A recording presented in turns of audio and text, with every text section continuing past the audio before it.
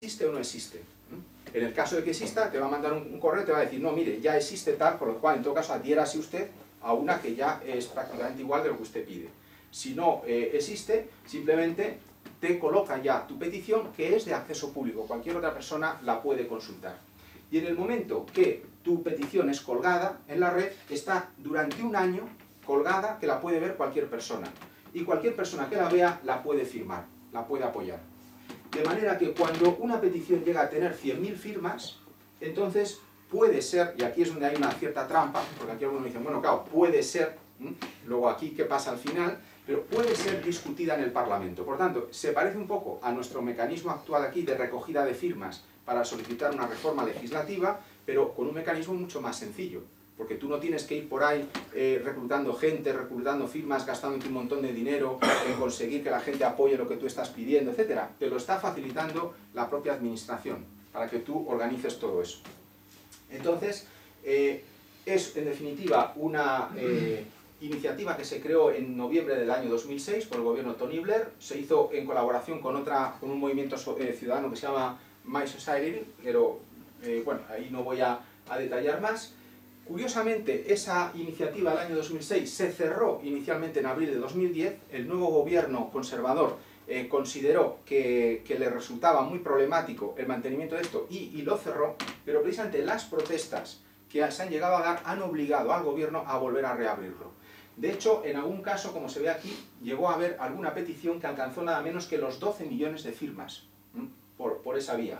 Y perdón, que se habían reunido un total de 12 millones, y una petición llegó a obtener 1,8 millones de firmas, en concreto para una reforma que consiguieron cerrar. El gobierno británico de la época quería poner un sistema de peaje en carreteras vía satélite, y simplemente que a través de un satélite se controlara los coches que circulan por carreteras y automáticamente te clavaban por el circular, con lo cual ya ni siquiera se tenían que molestar en poner controles de peaje en las carreteras. Simplemente con un satélite se podía hacer. Bueno, pues hubo tal reacción que 1,8 millones de personas firmaron la petición de que eso se anulara, y el propio Blair llegó a enviar un mensaje de respuesta a 1,8 millones de personas donde se decía que se tomaba en consideración su petición, y efectivamente en el Parlamento se acabó aboliendo. Bien, como decía, aunque se había cerrado en 2010, se ha vuelto a reabrir en agosto de 2011, con un rango más institucional, porque ahora ya no se hace en colaboración con una sociedad privada como era My Society, sino que se hace ya directamente como a través de un organismo oficial del gobierno británico, y está ya en funcionamiento. Con lo cual, pues efectivamente, podemos tener todas las discusiones posibles en términos de qué pasa cuando una petición llega a los 100.000, el Parlamento no está obligado a debatirlo, pero como los periódicos se hacen eco de ello, pues entonces al final el Parlamento, aunque solo sea por vergüenza ante los medios de comunicación, a veces no le queda más remedio que discutirlo, luego podrá aprobarlo o no aprobarlo. En definitiva, son mecanismos que permiten que los ciudadanos se acerquen más a la posibilidad de intervenir o interpelar a las instituciones políticas. Bien, un pálido reflejo de eso es lo que se ha vivido en España el año pasado. Es decir, el año pasado el gobierno actual del Partido Popular, que había iniciado su proceso de discusión de un proyecto de ley de transparencia, presentó en sociedad una web para que cualquier ciudadano pudiera ver el proyecto del gobierno sobre ley de transparencia, y cualquier ciudadano pudiera efectivamente, creo que no, aquí salto de otra cosa, me voy a mantener ahí, a ver, activarlo. A ver. ¿Lo mismo? No, nos hemos ido hacia adelante. Ahí, anterior. El asunto es que no le cojo, ¿dónde está aquí el...? Anterior, segunda línea. Sí, sí, pero es que no lo encuentro, o sea, no me mueve el ratón, no veo el puntero. A ver, vuelve, ahí, no, eso es, lo dejamos ahí, gracias. Bien, decía que el gobierno presenta este portal para que cualquier ciudadano pueda ver el anteproyecto de ley que ha presentado el gobierno, y nos dice a los ciudadanos que podemos presentar nuestras propias enmiendas al proyecto, podemos hacer nuestras propias revisiones del proyecto. Claro, esto en España, como en tantas otras ocasiones, se queda a mitad de camino o nace con su trampa. La trampa aquí es que se abrió esta oferta a los ciudadanos, pero solamente durante 15 días, y además a partir del primer día de las vacaciones de Semana Santa del año pasado, con lo cual cuando muchos ciudadanos se enteraron del asunto ya prácticamente se había cerrado la posibilidad de presentar reclamaciones o proyectos de reforma. Aún así, hubo algo así como 3.500 ciudadanos que presentamos, y me incluyo, nuestras peticiones de reforma de esto. Bien, si hubiera sido realmente una web abierta, lo que hubiera permitido también es conocer, que todos conociéramos cuáles han sido las reclamaciones que han hecho el resto de ciudadanos, los proyectos de reforma que hemos hecho el resto de ciudadanos. El gobierno lo único que hizo fue decir, hemos recibido 3.500, pero no nos dejó verlas, y simplemente dijo, las hemos tenido en cuenta en la reforma, pero no sabemos hasta qué punto.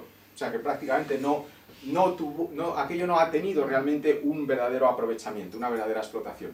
Pero de nuevo lo muestro como un ejemplo de esos pequeños pasos que incluso a veces a regañadientes los nuevos gobiernos están teniendo que hacer como consecuencia de este nuevo clima donde hay muchas más posibilidades. Muy rápidamente, porque ya llevo consumidos 45 minutos, simplemente os voy a mostrar un par de ideas.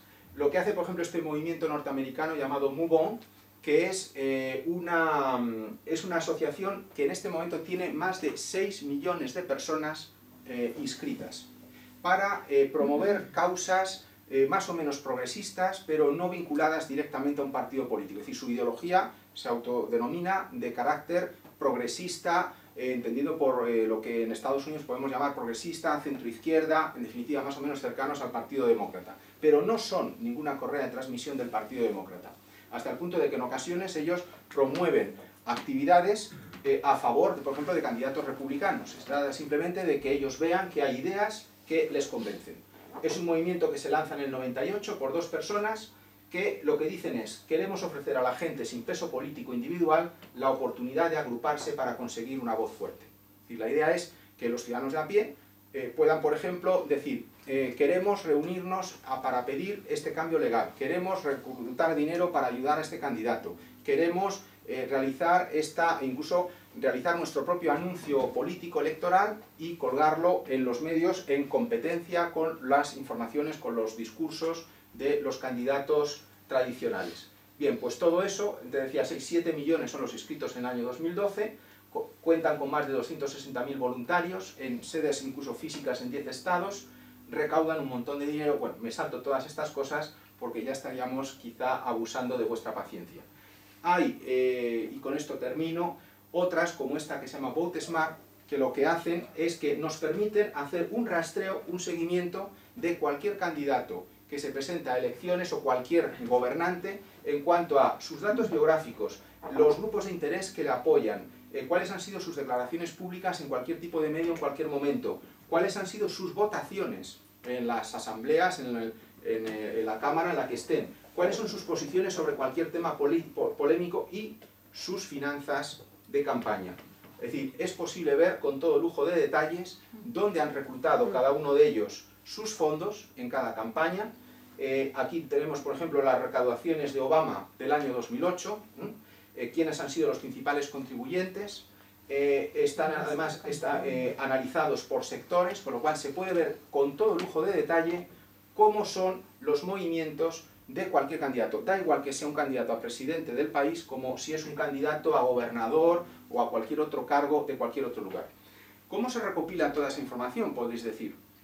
Pues se hace de 2 maneras. En primer lugar, con una enorme red de voluntarios que trabajan gratis. Con el único beneficio que reciben es el alojamiento y la comida por el tiempo que quieran en los cuarteles generales que tiene esta gente creo que es en el estado de Nevada. Entonces, simplemente por alojamiento gratuito y comida, la gente está allí una semana, 15 días, 3 meses y está simplemente recopilando datos. Y a su vez aprovechando los datos que a su vez hay otras organizaciones recopilando. Entonces todo eso se va centralizando y entonces, por ejemplo, si nosotros ya entramos en la web y decimos, yo quiero ver qué ha recaudado este señor. Bueno, pues lo elijo al azar y entonces puedo averiguar que este señor realmente sus principales contribuyentes han sido estos, que le han dado exactamente esa cantidad de dinero. Pero si además a mí me llama la atención un determinado donante de dinero en su campaña, yo puedo a su vez analizar quién es ese donante y a quién más da dinero ese donante, de manera que puedo ver quién es, cuánto es el dinero que ha dado y a su vez puedo averiguar a qué organizaciones políticas ha dado dinero, porque efectivamente en el sistema electoral norteamericano, quien da dinero normalmente, como solemos decir, pone los huevos en muchas cestas, no los pone en una sola. Es decir, que da dinero a los de un lado y también a los del otro, y a los del otro no vaya a ser que el que salga después no me deba ningún favor y no pueda conseguir nada, ¿no? Bueno, pues todo eso, en definitiva, es posible de rastrear. Entonces, cerrando ya, diría, por un lado, tenemos que estas herramientas tan populares, por un lado, prolongan el populismo y la política espectáculo, como estamos viendo, los elementos que podemos calificar de afectivos en la política, pero también esas actividades nos permiten la opción de poder acceder a unos niveles de información nunca antes conocidos que permitan la creación de un público atento, un público mucho más formado, aunque es verdad que desgraciadamente hasta ahora suele ser más minoritario. Bueno, lo dejo ahí y perdona si me he pasado un poquito del tiempo previsto. Habría otras cosas, pero sí que me gustaría que con preguntas vuestras quizá completemos. ¿Sí? Sí, hay una cosa, eso está bien, es una primera visión, pero hay que tener en cuenta una cosa. Detrás de toda esta información hay software. Y con el software hago yo lo que quiero. Con los datos hago lo que quiero. Vale, con lo cual, eso que sale en las páginas web puede ser bien realmente, porque además hay un vacío legal enorme, con lo cual puede haber mucha impunidad. Y el software puede generar los datos que no están contrastados y pueden ser mentiras. ¿Vale? Con lo cual, pueden montar todo el mundo, pues que no es real, porque el software es capaz de hacerlo. ¿De acuerdo? Entonces, todas las plataformas que hay en marcha, evidentemente los políticos las manejan hasta un punto, pero ¿quién tiene los grandes servidores de datos y quién maneja el software? Ahí es donde está el tema. Sí, sí. ¿De acuerdo? Bien, bueno, ahí al menos lo que yo conozco en algunos de estos ejemplos norteamericanos, la cuestión está en que precisamente no es, digamos, grupos pequeños los que, quiero decir, a lo mejor en el caso del Open Government, es decir, de la institución del gobierno abierto del gobierno, podría haber un cierto temor de esto. Es decir, bueno, en último término es una oficina gubernamental, por tanto, en último término esta oficina gubernamental puede estar, digamos, recortando los datos por donde le parece, facilitando las cosas de una manera o de otra, etc. Pero en muchos otros ejemplos, como el que estábamos poniendo, son organizaciones ciudadanas, las que precisamente con el trabajo de muchos miles de personas, lo que están haciendo es verificar datos. Que pueden ser generados automáticamente. ¿Qué contrasta eso? Bueno, ya. Sí, bueno, en definitiva el contraste está en que si son públicos, pueden ser efectivamente sometidos a crítica. Claro. Siempre puede haber gente que te diga, ese dato es falso por esto y por esto. Claro. ¿Qué ciudadano se mete en un data warehouse? Porque eso es lo que es. Sí, se mete ahí a validar que ese dato es bueno. Claro. Mientras no haya una ley... No, pero precisamente se meten periodistas, se meten partidos de la competencia, es decir... Pero entra con herramientas de usuario. Bueno, sí, entran con herramientas de usuario. Y los servidores los maneja Google, los maneja Facebook, los maneja otro. Y tú tienes una entrada determinada. Con lo cual, al dato base, no entras. No, vamos a ver, depende. Según qué tipo de datos, según qué tipo de datos tú puedes decir, yo he visto este dato en Internet, pero yo por otras vías puedo contrastar ese dato y puedo averiguar si el dato es real o es falso. O hay alguien que alega que el dato es real o es falso, con lo cual se puede generar un debate y una verificación, porque hay que tener en cuenta otra cosa. La legislación norteamericana de Freedom of Information Act permite no solamente el acceso a los datos electrónicos, sino que permite el acceso incluso a los datos en papel. Y por lo cual, en un momento determinado, un ciudadano puede decir, yo por ejemplo no me fío de que esos datos que usted me ha colocado ahí sobre pues industria de tal cosa, subvenciones de este tipo, no son ciertos, no son reales, y por lo tanto lo que pido es el acceso a los datos en papel. Y entonces se puede hacer la verificación. Tú me dirías, ¿quién hace eso? Pues a veces lo hacen organizaciones periodísticas. Yo te podría contar el caso muy concreto de una organización del periódico Los Angeles Times, que entre los años 90 y 96 se dedicó, fíjate, cuando ni siquiera entonces la Comisión Federal de Elecciones lo hacía, a solicitar a la Comisión Federal de Elecciones todas y cada una de las facturas que todos y cada uno de los candidatos habían generado en sus campañas electorales, tanto de recepción de donativos como de pagos de costes de campaña, hojitas de papel, montó toda una red de colaboradores para traducir eso a una base de datos propia del propio Los Angeles Times, y se dedicaron durante varios años a estar publicando el contraste entre lo que habían ingresado y lo que habían gastado una serie de candidatos, descubriendo a su vez una enorme cantidad de trampas que había efectivamente. Entonces, era una organización periodística la que lo estaba haciendo. Y hombre, yo no puedo negar que puede haber infinidad de, digamos, de trucos, de intentos de limitar o transformar la información. Existe la inteligencia artificial, ¿vale? Sí, sí, sí. Y eso genera, en función de interés, lo que sea. Es decir, que es un tema que conozco profundamente. Sí, no lo dudo. Hay motores de inferencia que van entrando y van generando incluso noticias periodísticas que recorriendo plataformas no vas a generar ningún periodista, las genera sistemas. Con lo cual, mientras no haya una legislación, que es lo único que todavía, y no la hay un vacío legal enorme sobre estas plataformas y una ignorancia enorme, estamos en manos de montarnos un mundo como el de Matrix. ¿Vale? Pero bueno, yo ahí lo que, hombre... Esto sería eterno. Bueno, yo no lo voy a negar, yo no voy a negar eso, pero incluso lo que acabas de decir, claro que sabemos que hay noticias creadas por robots, pero también hay periodistas reales que hacen información real. Con lo cual... Eso tiene unos costes, a ver quién... porque ya... Una pregunta, de los casos que ha mostrado, me parece muy interesante este último del Vote Smart, que te pone todo lo que están recibiendo los partidos en Estados Unidos. En este caso me imagino que hay, sobre todo los primeros interesados en que sea público, es la gente que ha donado el dinero, evidentemente. Claro. Bueno, algunos y otros no. Bueno, ¿usted ve posible que algo así llegue a España? Pensando en la situación en la que estamos de presión social, corrupción, dinero oscuro que se está descubriendo, ¿usted ve posible que esto haya un partido que lo proponga, que se lleve al Parlamento, que al final se apruebe una ley en un tiempo más o menos cercano, o es una utopía total que algo así exista en España? Hombre, se están dando algunos pasos. El paso al que antes me refería de manera muy rápida es esa discusión de un proyecto de ley de transparencia.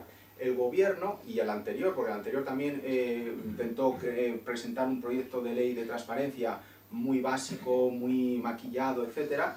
Tanto el anterior como este han intentado sacar adelante, o están intentando sacar adelante, una ley de transparencia muy recortada.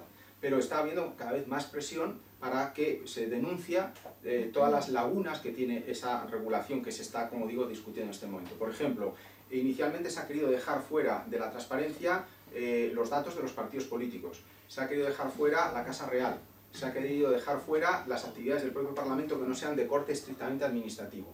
Sobre eso, en este momento hay una cierta discusión, por lo menos en ciertos foros y en ciertos ambientes. Y entonces eso está suponiendo una cierta presión y ya por lo menos en la Comisión de Estudio Constitucional del Parlamento ya empiezan a decir que, bueno, que probablemente también acabarán metiendo a los partidos políticos. Es decir, de algo sirve que haya esa presión. Que lleguemos al momento, como tú dices, en el que dijéramos, bueno, si precisamente una de las cosas que más discutimos es cómo se financian las campañas electorales, que lleguemos a que un partido político lo que tiene que hacer es, en cuanto reciba un donativo, extender un recibo y ese recibo conste el nombre de la persona que da, cuánto dinero da, en qué empresa trabaja y cuál es su domicilio y todo eso pueda ser consultable, pues eso efectivamente es un avance que todavía no se vislumbra aquí. Pero yo entiendo que cada vez va habiendo más gente que es consciente y Internet lo bueno que tiene son los fenómenos imitativos. Cada vez es más fácil de ver. Por ejemplo, una cosa que hemos visto estos días, que también podemos discutir mucho, es lo de la revelación de las declaraciones de Hacienda del presidente del gobierno. Bien, se habla mucho de, para empezar, que son unas revelaciones que se han hecho de unos años sí, pero de otros no, y en unos casos está el patrimonio incluido, en otros no, etc. Por tanto, es un poco también entre chapucero y problemático. Pero ¿eso de dónde viene? Pues eso viene de que hace 4 años Barack Obama colgó su declaración de Hacienda en Internet. Entonces, es decir, ya empieza a haber más líderes que se encuentran un poco como presionados para que ciertos elementos de transparencia pública empiecen a ser indiscutibles. Entonces, aunque sea a regañadientes, aunque sea con mayor lentitud, yo ahí soy algo optimista, no sé si ilusamente optimista, ¿no? Y quiero pensar que llegaremos un poco a algo de esto, pero con un cierto tiempo todavía. ¿Sí? Que de hecho hay un intento muy embrionario en España que hacen los diputados, .net, si no recuerdo mal la dirección, para que también funcione mediante voluntarios que tratan de recopilar la información y volcarla en Internet. Pero claro, estamos aquí en ese sentido bastante años luz y el funcionamiento es muy limitado, el acceso a la información es muy difícil, no me evoluciona muy Sueldos públicos también creo que hay otro, ¿no? Sí, de hecho hay varios grupos de estos, pero claro, que son a veces webs llevadas por 2 personas. Entonces, bueno, pues claro, pues ¿qué pueden hacer dos personas en sus ratos libres ante, en cambio, organizaciones que son millones de personas las que están colaborando? Y de hecho, quería plantear una cuestión para el debate, y que al final lo que vemos es que Internet como tal no está transformando nada. En realidad lo que está haciendo es, tenemos unos nuevos medios de comunicación, por así decirlo, y lo que estamos teniendo son las inercias que teníamos anteriormente, con nuevas inercias, nuevas culturas, que acaban hibridando y acaban dando algo parecido a lo que teníamos anteriormente. Y con esta dualidad lo que vemos en realidad es que al final lo que tenemos que centrarnos en realidad a discutir es la cultura política que tiene una sociedad. Claro. Porque al fin y al cabo Internet es una herramienta que tiene unas potencialidades u otras. Sí. Pero es verdad que a veces se dice, bueno, Internet no puede cambiar nada porque lo importante es la cultura política. Si la gente no tiene otra cultura política, va a usarlo siempre de la misma forma. Eso es verdad, pero yo diría que es parcialmente cierto. Porque también Internet lo que tiene es efectivamente un factor de imitación. De manera que incluso culturas políticas que son muy contrarias al debate, a la transparencia, a la movilización, etc., se ven de alguna manera contaminadas ante la evidencia de lo que están haciendo otros. Con lo cual, nuestra propia cultura política yo diría que ha empezado a evolucionar. Y probablemente ha evolucionado bastante por la pura imitación de lo que se ve a través de Internet, probablemente más de lo que ha podido evolucionar por lo que sea la transformación educativa, la formación de la gente y cosas por el estilo. Luego, algo hace eso. Sin embargo, también, y con esto ya termino, creo que tiene un efecto perverso en el sentido de que, por así decirlo, privatiza la participación política. Es decir, anteriormente, para participar políticamente, no te quedaba más remedio que ir, juntarte con personas, asociarte y, al fin y al cabo, desarrollar acción colectiva. Sin embargo, con esto estamos viendo cómo cada vez más la participación política puede tender a la individualización. Ya no tengo ni siquiera que salir a la calle ni encontrarme con otras personas, no tengo que empatizar con otras realidades sociales, sino que basta aunque esté en una pantalla. Y eso yo creo que puede tener efectos negativos, bueno, no sé si negativos, porque juzgarlo ya sería otra cosa, pero puede tener efectos que creo que a largo plazo van a transformar bastante. Sí, yo creo que efectivamente que todas estas cosas tienen su pro y su contra, ¿no? Que de hecho a veces se dice, bueno, entre lo que es una organización política bien estructurada, basada en el tiempo, basada en la transformación orgánica de las cosas y tal, a lo que es simplemente un movimiento de masas que se reúnen velozmente y que desaparecen con la misma velocidad, pues a veces la calidad de la acción política resultante no es comparable. Entonces es verdad que muchas veces asistimos a estos movimientos muy excitantes, pero que a lo mejor luego después no se traduce nada más. Quizá el movimiento del 15M pues refleja un poco eso, ¿no? Es decir, como en las grandes concentraciones, etcétera, pero luego poco traducidas en un trabajo político de transformación de mayor calado, ¿no?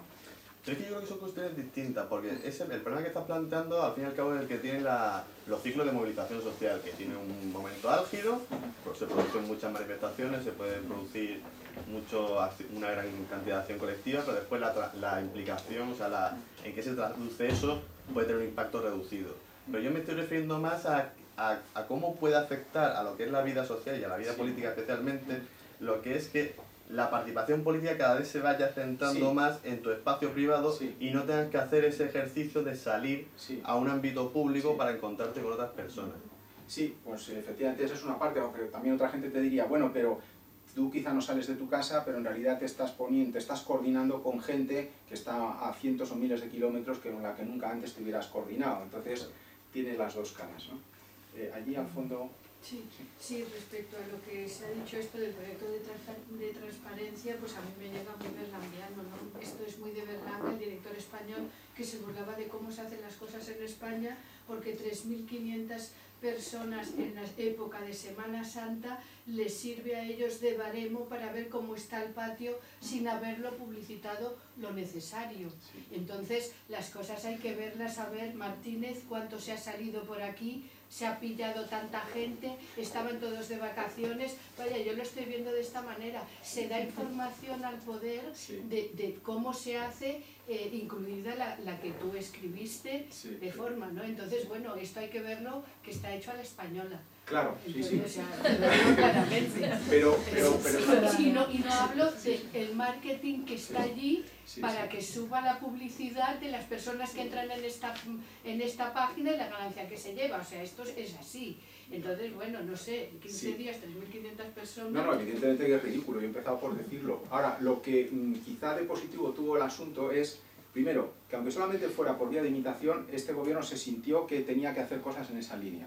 Pero además es la reacción que ha habido después, porque la reacción no se ha quedado en 3.500 personas que mandaron su mensaje y se quedaron frustradas porque luego no vieron nada, sino que hay asociaciones en este momento muy activas en España que están a su vez, digamos, reordenando o recopilando a su vez otro montón de pequeñas organizaciones que han creado una plataforma que se llama la plataforma Proacceso, que están constantemente reclamando mayor incidencia de la ciudadanía en este proyecto de ley de transparencia, que han conseguido que, por ejemplo, en lugar de haberse entrado ya a debatir como estaba previsto en el mes de septiembre-octubre ese proyecto del gobierno, han tenido que abrir un periodo de comparecencias en la Comisión Constitucional del Congreso, que están ahí recibiendo una serie de personas que también podemos discutir cómo han sido elegidas, que los medios de comunicación principales han publicado artículos muy críticos sobre esos mecanismos que tú acabas de decir, y entonces, por decir así, no le ha salido bien la jugada al gobierno, en ese sentido. Es decir, su idea era, nosotros... ¿Este qué año fue? ¿Del 12? El año pasado. O sea, la plataforma se puso el año pasado. La secuencia es esta. El nuevo gobierno toma posesión en diciembre de 2011. A la altura de marzo de 2000, y enseguida dicen que uno de sus elementos de bandera va a ser la promulgación de la ley de transparencia. Porque somos efectivamente el único país de la Unión Europea con más de 1 millón de habitantes que no tiene una ley de transparencia. Realmente la situación es como para quedarse preocupado. Bueno, entonces salen diciendo, nosotros vamos inmediatamente a crear la ley de transparencia. En el mes de marzo colocan esto y lo que pretendían es que en el mes de junio dijeran, bueno, ya tenemos, que incluso hasta ha habido participación ciudadana, ya tenemos el borrador y el borrador lo llevamos al Congreso y en el Congreso se comienza ya a debatir directamente por la mayoría parlamentaria. Bueno, pues las críticas que se han generado en mayo-junio han llevado a que han tenido que hacer sesiones en, ¿cómo se llama esto?, el Centro de Estudios Constitucionales, donde se han convocado un montón de juristas y un montón de incluso periodistas para debatir lo que había. Les ha llevado a que a partir de septiembre han creado una comisión de estudio en la Comisión Constitucional del Congreso, que están todavía viendo personas. Se han producido toda una serie de reuniones entre esa plataforma de Proacceso con los representantes de todos los partidos políticos para hacerle llegar, no al gobierno exclusivamente, sino a todos los partidos políticos con representación parlamentaria, las principales críticas que esa superplataforma de Proacceso, y digo super porque integra una gran cantidad de asociaciones diversas, está planteando. Entonces, ha retrasado muchísimo la ley tal y como estaba concebida y ya se han conseguido por lo menos algunos retoques. El último era esto que comentaba, que parece que se va a conseguir que por fin también los partidos políticos sean objeto de esa transparencia y no simplemente la administración. Entonces, todo esto está llevando a que a pesar de esa chapuza, a pesar de esa forma tan berlanguiana de hacer las cosas no se han podido cerrar como quizá estaba previsto.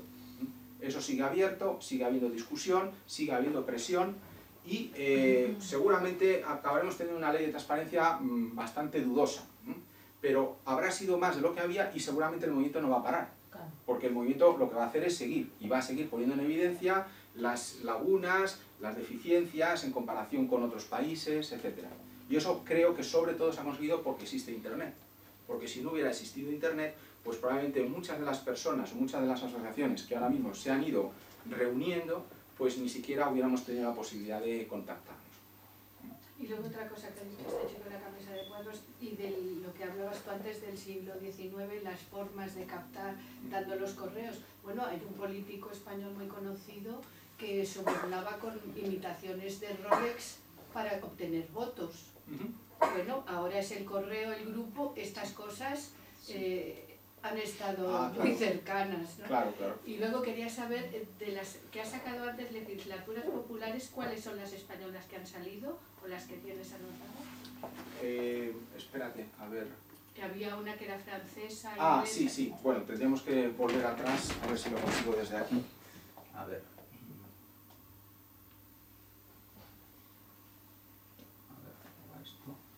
Directamente con la... salía una que eran diputados franceses con un espera, logo, fin de presentación. era logos. Sí, ya sé a cuál te refieres. La plantilla de logos. Sí, espera.